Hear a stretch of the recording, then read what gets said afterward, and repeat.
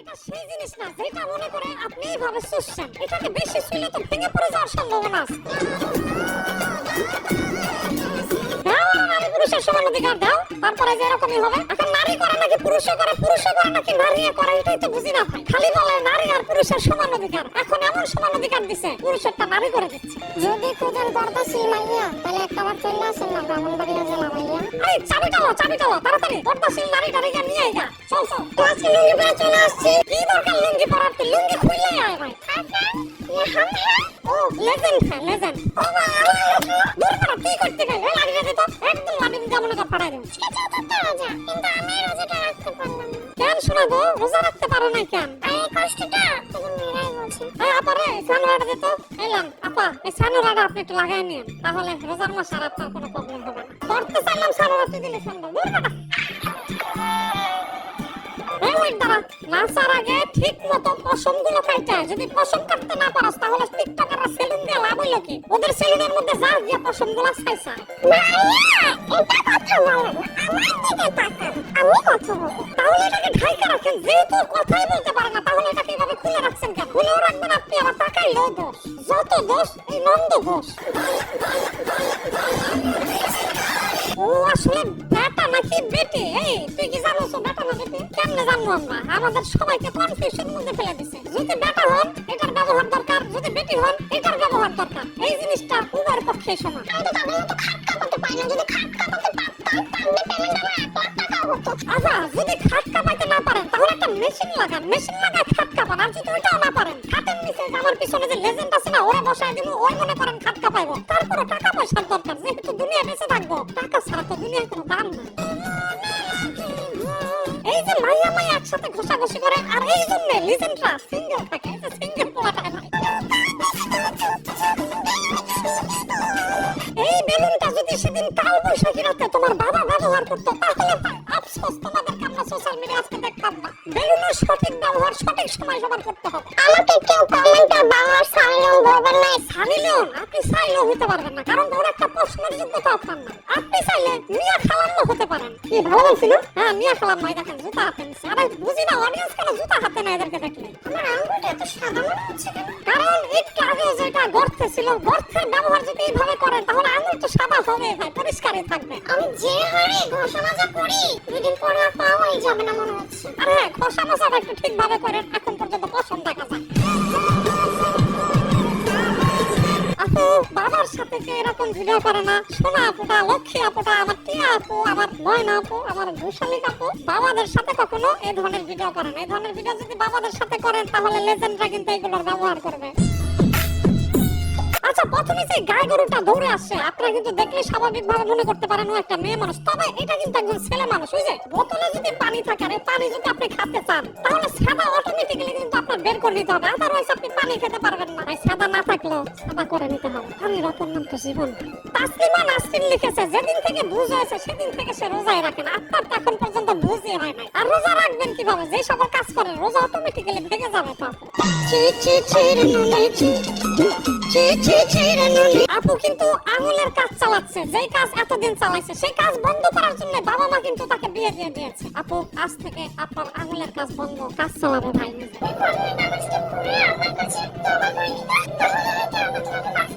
কারণ বিয়ে ছাড়াই রমজান মাসে এরা কিন্তু কাম ছেড়ে দিছে ভাই। ফরজ গোসলটাও করে নাই, সেহরি খেয়ে ফেলছে। আসলে ফরজ কাম করলে ফরজ গোসল করুন লাগে, যেহেতু ফরজই কাম করে না, ওরটা পুরোটাই ছিল নাজায়েজ, সে তার ফরজ গোসলটা করবে কি? এই ভাই আপনি তো থামেন তো ভাই। এই ভাই কিন্তু পুরো চেতে গেছে, যে কোনো সময় যে কেরাসিন মাথার মধ্যে ঢাইলে আগুন জ্বালাই দিতে পারে। কেরাসিন নিয়ে খেলাধুলা করেন না, পিছে আগুন আছে, আগুন কিন্তু মাথায় লেগে যেতে পারে। আমার প্রচ্ছদ দেশে বাস ঢুকায় দেন জোরে, এমন খিস দেয় পোলাটায়, ওর প্রচ্ছদ দেশের মধ্যে যে কোনো সময় যে কেউ বাস ঢুকায় দিতে পারে। আর এই খিসের খেলায় ভাই যে কোনো সময় ওর কিডনি, ফুসফুসি, লিভার সব কিন্তু প্রচ্ছদ দেশকে বেড়ে যেতে পারে। ওকে এখনো সময় আছে, খাবার না হলে যে কোনো সময় আগুনে জ্বলে প্রেসার খাবে যেতে পারে। ভইরা দে তোরা আমারে, ভইরা দে। আমার মা ঠিকই বলতো, তোর সাথে কেন না মিশি? আন্টি ঠিকই বলছে, যদি ওর সাথে চলেন তাহলে ওর গুতায় আপনার পাছার সুতা ছিঁড়ে যেতে পারে। গাড়ির চাক্কা দুইটা কিন্তু অনেক সুন্দর, আর একটু ভালো করে যদি ঘষাঘষি করতেন তাহলে চাক্কা দুইটা আরো সুন্দর হতো। এরা রমজান মাসের মধ্যে এসে দুইটা চাক্কা আমাদেরকে দেখায়, তারপর দেখেন কিভাবে বিনোদন। এই অবিবাহিত পোলাগুলা এই সকল বিনোদন নেওয়ার জন্যই তো ফেসবুকে ঢুকে, তাই না? আপনারা যত কথাই বলেন কোনো লাভ নাই। এই যে যে ফুলটা দেখতেছেন না, আমার কাছে তো কোনোভাবেই ওই দুইটাকে ফুল মনে হয় নাই। তোর কাছে কি মনে হয়? ওর কাছে ফুল মনে হয় নাই, তাহলে কিভাবে আমরা ধরে নিব এটা ফুল? ফুলের মালিক কিন্তু একজনই থাকলে ওকে। এইটা আমি মেনে নিলাম, হ্যাঁ ওই বাড়ির মধ্যে একজনই মালিক, তবে সেই বাড়িতে কিন্তু অনেকগুলো ভাড়াটিয়া আছে, ভাড়ায় চালিত গাড়ি। দূর হারামজাদা হারামগেট, ভাড়া লজা নিউ মার্কেট, কারণ ওইখানে গেলে একটু টাকা পয়সা বেশি পাবে। আজকে মসজিদের মধ্যে ইফতারির পরে কিন্তু একটা মিলাদের আয়োজন করা হয়েছে, যার কারণে খাজা বাবার ব্যাগটাকে নিয়ে আনা হচ্ছে। আপনারা যেটা দেখতে পাচ্ছেন এটা হচ্ছে সেই খাজা বাবার ব্যাগ। এই ব্যাগ থেকে কালেক্ট করে খাবার 100 জনের মাঝখানে বিতরণ করা হয়। আসলে দাওয়াতটা দেওয়া উচিত ছিল বিডি ইমরানের। বিডি ইমরান কাজটা খুবই খারাপ করেছে, একা একা বিয়ে করেছে। সেদিন যদি দাওয়াতটা বিডি ইমরান দিত তাহলে ওরও কিন্তু 2 মিনিটের একটা ভিডিও ভাইরাল হতো। এইটাই হলো বাংলাদেশের একমাত্র বিয়ে, যে বিয়ের মধ্যে যে টাকা খরচ করা হয়েছে তার 3 গুণ টাকা উঠানো হয়েছে।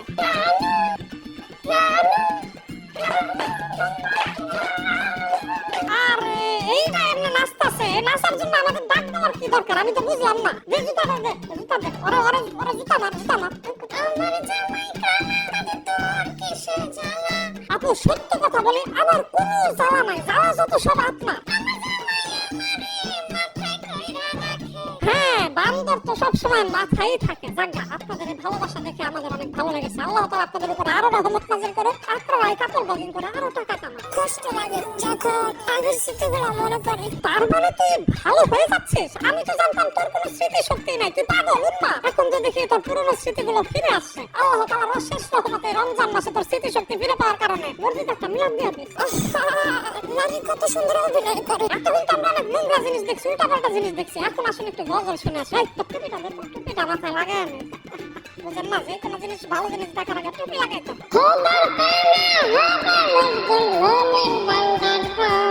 হাই হাই, আমার মনে করেন গজল শোনার কানটাই ছেড়ে দিছে। এটা বন্ধ কর, তাড়াতাড়ি গজল বন্ধ কর। বাংলাদেশের প্রত্যেকটি আবাসিক হোটেলের মালিকদের দৃষ্টি আকর্ষণ করছে। আচ্ছা এটা এভাবে না বললে ভাই, আপনি এভাবে বলতে পারতেন যে আবাসিক হোটেলে আমার মা যেতে চায়, আমার মাকে একটু নিয়ে নেন, কারণ আমি পাঁচ খেতে জন্ম হয়েছি, আমার কোনো পরিচয় নেই।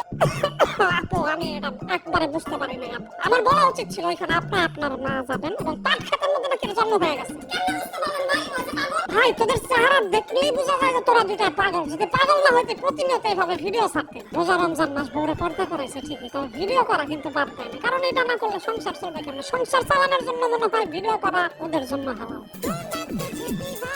আচ্ছা মেয়ে ধরনের একত্রে থাকে, তারা তো সংসারও করে। এখন সংসার করার পর বাচ্চা কাচ্চা কেমনে হবে? আর শরীরের যে আর্তনাদ সেটা কিভাবে মেটাবে? ও আসলে খালাম্মা ঠিকই বলছে, মেশিন দিয়ে রেখেছে তো। ওই মানে ওই খালাম্মা যেভাবে মেশিন দিয়ে কাম করে এমনি এদেরকে মেশিন দিয়ে কাম করতে বলতেছে। জামাই থাকতো মেশিনের ব্যবহার আর কত কাল। এই যে আপনারা যে টাকি মাছটাকে দেখতে পাচ্ছেন বগের মতো ঠ্যাং, ও নাকি জামাই। আর ওর পাশে যে দামড়িটাকে দেখতে পাচ্ছেন ও নাকি ওর বউ। দুইটার সামনে মনে করেন এরকম জিনিস আছে। আমার সাথে ঝগড়া করতে করতে সময় দেওয়া যাবে। কোনোদিনই তোর পক্ষে সই দেওয়া সম্ভব না, কারণ তোর জাতায় জামাই গিয়ে পড়বে তোর গাথায়, এরপর সই দিলে তোর জামাই হতে পারে। আলামিন আম্বানি 12,000 টাকা দিয়ে এক রাতের জন্য একটা হোটেল নিয়েছে।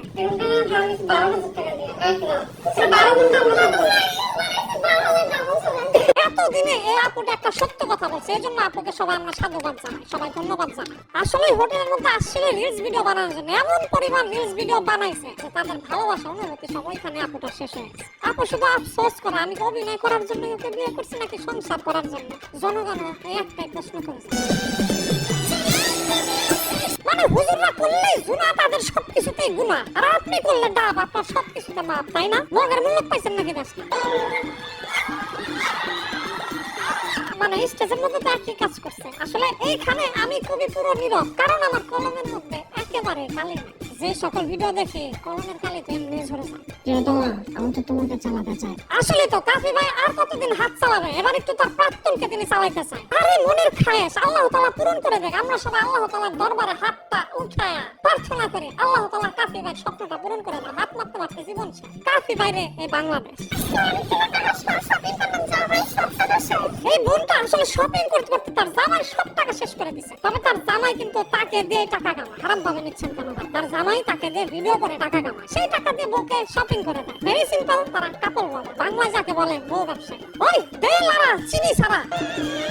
এই তোরে আমি কইছি এটা লারা দে। আমি খাই রং চা, তুই দুধে লারা দে। রং চা দে আমার লাগে। আমার দুই চাকা সাইকেলে বসাইয়া